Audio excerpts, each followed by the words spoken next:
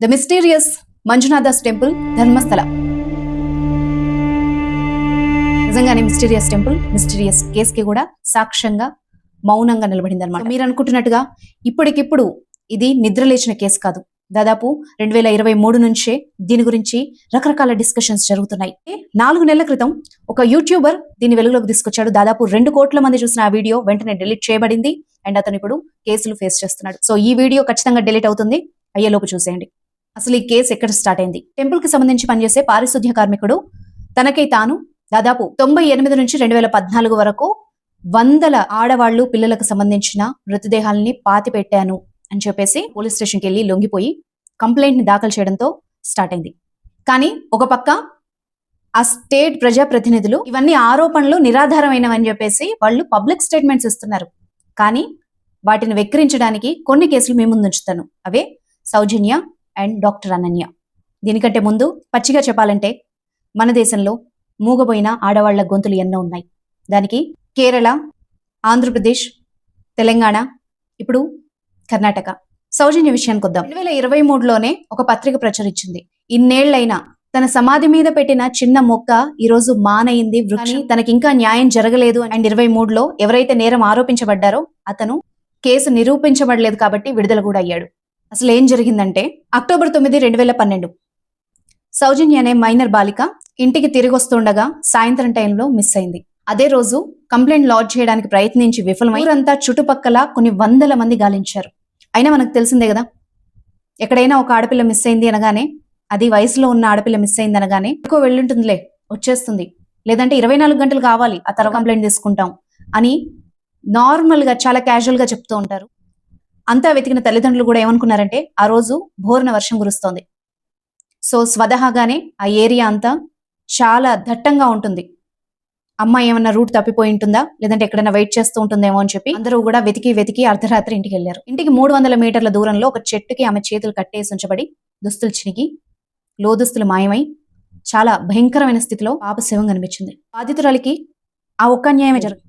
Total సిస్టమే అన్యాయం చేసింది. మానం ప్రాణం 2 పోయినా కూడా కనీసం తన కేసుని ఇన్వెస్టిగేషన్ కూడా కరెక్ట్ గా చేయలేదు. నెక్స్ట్ డే మృతదేహం దొరికిన తర్వాత కేసు ఫైల్ చేసిన పోలీసులు ఇన్వెస్టిగేషన్ స్టార్ట్ చేశారు తూతూ మంత్రంగా. అది ఎట్లా అంటే ఆమె శవం దొరకగానే ఇమ్మీడియట్ గా జనాలంతా అక్కడ పోగయ్యారు. జనరల్ గా అక్కడ ఏదైనా నేరం గానీ ఇన్సిడెంట్ గానీ జరిగితే పోలీస్ ప్రొటెక్షన్ ఉండాలి.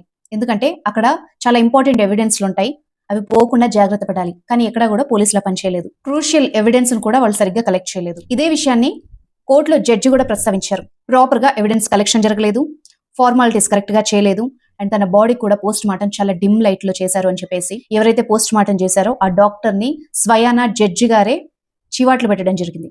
దానికి వాళ్ళు చెప్పిన ఆన్సర్స్ వింటే నవ్వుతారు. అండ్ సౌజన్య బాడీకి సంబంధించి బాడీలో దొరికిన ఎలాంటి ఎవిడెన్స్ ని కూడా వాళ్ళు కలెక్ట్ చేయలేదు అండ్ ప్రైవేట్ పార్ట్స్ ని ఎగ్జామినేషన్ కి పంపించలేదు.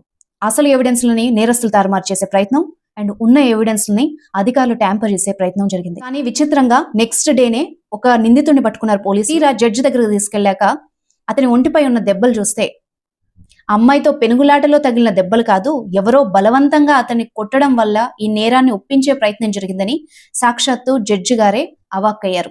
అండ్ అతను ఎలా దొరికాడో కూడా విచిత్రంగా జరిగింది. ఏదైతే టెంపుల్లో అమ్మాయి మిస్ అయిందో దానికి సంబంధించిన ట్రస్ట్ వ్యక్తులు ఒక 5గురు ఈ అనుమానితుడిని పట్టుకున్నారట.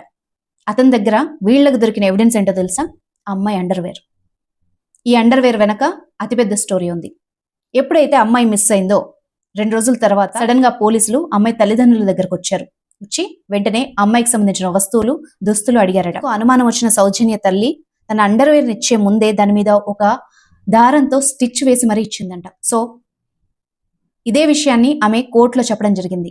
ఏదైతే ఆమె చెప్పిందో అదే గుర్తుతో అదే అండర్వేర్ ని నిందితుడి దగ్గర సాక్ష్యంగా చూపించిన పోలీసులు జడ్జి ముందు బుక్ అయ్యారు. సహజంగా బుర్రున్న ఎవరికైనా కూడా ఇక్కడ ఆధారాలు ట్యాంపర్ చేయబడ్డాయి అని అర్థమవుతుంది. దీనికి శిక్ష ఏంటో తెలుసా? ఇలాంటి కేసుల్లో ఆధారాలని తారుమారు చేయాలని ప్రయత్నిస్తే గనక మాక్సిమం 7 ఏళ్ల జైలు శిక్ష అనుభవించాల్సి ఉంటుంది. మీరేమనుకుంటున్నారు అంటే అన్నిటికీ సిద్ధపడే వాళ్ళు చేశారు అని మీరు అనుకుంటారు, కానీ కాదు. సాక్షాత్తు కోర్టు ఈ ఆధారాలని సేకరించడంలో విఫలమయ్యారు అధికారులు. ఇన్వెస్టిగేషన్ ప్రాపర్ గా జరగలేదు, ఏదీ సరిగ్గా లేదు అని అభిప్రాయపడ్డ తర్వాత కూడా ఇన్వెస్టిగేషన్ చేసిన సిఐ డివైఎస్పీ ర్యాంక్ కి ప్రమోట్ చేయబడ్డాడు. ఇంకొక పోలీస్ అధికారి ట్రాన్స్ఫర్ చేయబడి వేరే కిడ్నాప్ డెకాయిట్ సంబంధించిన కేసులో ఆయన అరెస్ట్ అయి సస్పెండ్ చేయబడ్డారు. కానీ వాళ్ళకి జరిగిన దేనికి కూడా ఈ సౌజన్య కేసుకి సంబంధం లేదనమాట. అక్కడ ఉన్న ఏ ప్రజాప్రతినిధి కానీ ఇవన్నీ నిరాధారమైనవని, అవన్నీ నమ్మశక్యం కాదు అని చెప్పేసి అబద్ధాలంటూ వాళ్ళు పోరాడుతున్నారు. కానీ అక్కడ మిస్ అయిన సౌజన్య మాత్రమే కాదు, పద్మలత, వేదవల్లి, అనన్య, యమున, నారాయణ్, ఇవన్నీ లోకల్స్ చెప్తున్న విషయాలు.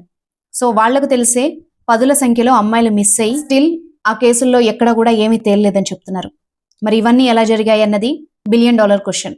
ఇక అసలు విషయానికి వస్తే ఇందులో మిస్ అయిన ఒక్కొక్క అమ్మాయిది ఒక్కొక్క స్టోరీ. సో దీనికి పార్ట్ 2 కూడా నేను చేస్తాను, తప్పకుండా ఆ వీడియో కూడా చూడండి. పెద్దలు చెప్తున్నట్టు ఇవి నిరాధారమైన ఆరోపణలు అయితే ఎందుకు ఎవరు ప్రూవ్ చేయడం లేదు? ఎందుకు పోలీస్ ఇన్వెస్టిగేషన్ తర్వాత సిబిఐ, సిఐడి లాంటి అతిపెద్ద సంస్థలు కూడా ఈ కేసును ఎందుకు ఛేదించలేకపోయాయి? ఇది ఒక క్వశ్చన్. ఇదంతా అబద్ధమే కనుక అయితే ఎవరైతే శానిటైజేషన్ వ్యక్తి ఈ ఆరోపణలు చేశాడో, అతను పాతి పెట్టాడో, వాటికి సంబంధించిన అస్థిపంజరాలతో సహా అన్నిటిని పోలీసులకి సబ్మిట్ చేయడం జరిగింది. మరి ఇవన్నీ ఎక్కడి నుంచి వచ్చాయి?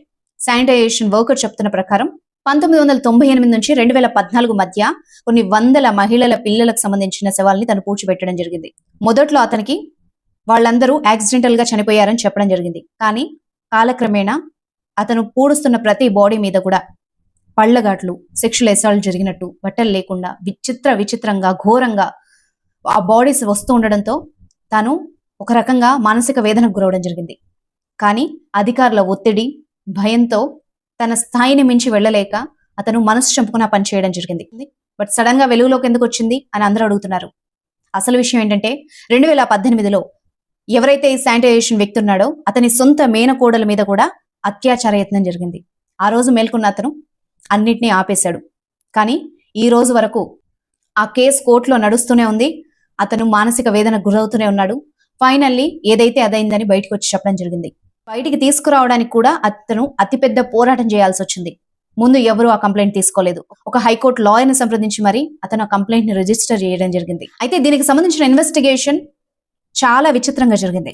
ఎలా అంటే, ఏ రోజైతే సౌజన్య చనిపోయిందో తర్వాత రోజు ఒక వ్యక్తిని అనూహ్యంగా ఒక 5 వ్యక్తులు, పోలీస్ వాళ్ళు కాదు, ఒక 5 వ్యక్తులు, వాళ్ళు కూడా ఆ టెంపుల్ ట్రస్ట్ కి సంబంధించిన సభ్యులు పట్టుకోవడం జరిగింది, అనుమానితుడు అని భావించి. సో వాళ్ళు ఎక్కడ దొరికిపోయారు అంటే స్టేట్మెంట్స్. 2012లో అమ్మాయి చనిపోతే 2013-14 వరకు స్టేట్మెంట్స్ సేకరిస్తూనే ఉంది. దాదాపు 1 year తర్వాతే అసలు స్టేట్మెంట్స్ తీసుకోవడం స్టార్ట్ చేశారు. అంటే అప్పటి వరకు కూడా ఎవరైతే సాక్షులు ఉన్నారో వాళ్ళ దగ్గరికి ఏ అధికారి వెళ్ళలేదు, ఇన్వెస్టిగేషన్ చేయలేదన్నమాట.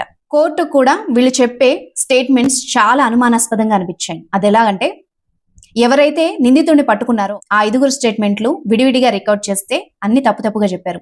అందులో కొందరు వీడిని ఎలా పట్టుకున్నారు మీరు అని అడిగినప్పుడు నక్సల్స్ కి వ్యతిరేకంగా దళాన్ని ఏర్పాటు చేశారు, వాళ్ళు కూడా మాకు సహాయం చేశారు అని చెప్పారు. కానీ పోలీసులు సిబిఐకి చెప్పింది ఏంటంటే అసలు ఆ రోజు అలాంటి స్క్వాడ్ ఏది కూడా అక్కడ ఏర్పాటు చేయలేదన్నమాట. సో ఇలాగే కమ్యూనికేషన్ ప్రాబ్లం వల్ల దొరికినట్టు నోటికొచ్చింది చెప్పారనమాట. విచిత్రంగా 2013 and 2014లో స్టేట్మెంట్స్ ఇచ్చిన వాళ్ళలో 2 అనుమానాస్పదంగా చనిపోయారు. ఒకళ్ళు ఆత్మహత్య చేసుకుంటే కనీసం ఏ అధికారి కూడా వాళ్ళ నుంచి స్టేట్మెంట్స్ తీసుకోలేదు, వాళ్ళ ఫ్యామిలీస్ ని కూడా ఎవ్వరు కూడా కలవలేదు. సౌజన్య వాళ్ళ అంకుల్ చెప్తోంది ఏంటంటే చనిపోయిన వాళ్లే అసలు సాక్షులు, వాళ్ళకి అన్ని తెలుసు అని చెప్పి. ఇక్కడ మీరు చూస్తున్న ఫోటోలో ఆయన చూపిస్తున్న ప్లేసే సౌజన్య వాళ్ళకు దొరికిన ప్రదేశం అన్నమాట. సౌజన్య మర్మాంగాల్లో ఉన్న మట్టి, ఆమె దొరికిన ప్రదేశంలో ఉన్న మట్టి అండ్ ఆమె బట్టలకు అంటుకున్న మట్టి ఒకటే ప్లేస్ది. కానీ సౌజన్య అక్కడ చనిపోలేదు. ఇది ఎలా ప్రూవ్ అయిందంటే, సౌజన్య మిస్ అయిన రోజు అర్ధరాత్రి నుంచి తెల్లవారుజాము వరకు చాలా బీభత్సమైన వర్షం కురిసింది. కానీ అక్కడ పడేస్తున్న బ్యాగ్ కానీ, గొడుగు కానీ, పుస్తకాలు కానీ ఏవీ తడవలేదు. చివరగా అక్కడ ఒక పేపర్ కూడా ఉంది. కానీ ఆ పేపర్ ని ఇన్వెస్టిగేషన్ ఆఫీసర్స్ ఎవరు కూడా కలెక్ట్ చేయలేదు. అంటే క్లూస్ ఏవి కూడా సేకరించలేదు. ఆమె ఇంటర్నల్ పార్ట్స్ నుంచి సేకరించిన ఏది కూడా ఆన్ టైం టెస్ట్లకు పంపించలేదన్నమాట. అంటే అవి కంప్లీట్ గా కొలాప్స్ అయిపోయి పాడైపోయిన తర్వాతే ఎగ్జామినేషన్ కి వెళ్ళాయి. సో ఎలాంటి ప్రూఫ్ లేక 2023లో ఎవరైతే నిందితుడుగా చెప్తున్న వ్యక్తి ఉన్నారో అతన్ని కూడా వదిలేయడం జరిగింది. దాదాపు 13 ఏళ్లైనా సౌజన్య కేసులో నిందితులు ఎవరో ఇప్పటి వరకు తెలియదు. సో మరొక్కసారి మన కర్మభూమిలో అధికారం, డబ్బు ముందు న్యాయం ఓడిపోయింది. యాజ్ ఇట్ ఈస్ సౌజన్య లాగే ఇంకొక కేసు జరిగింది. దాని గురించి నెక్స్ట్ వీడియోలో చెప్పబోతున్నాను. తప్పకుండా అది కూడా చూడండి. Thank you so much.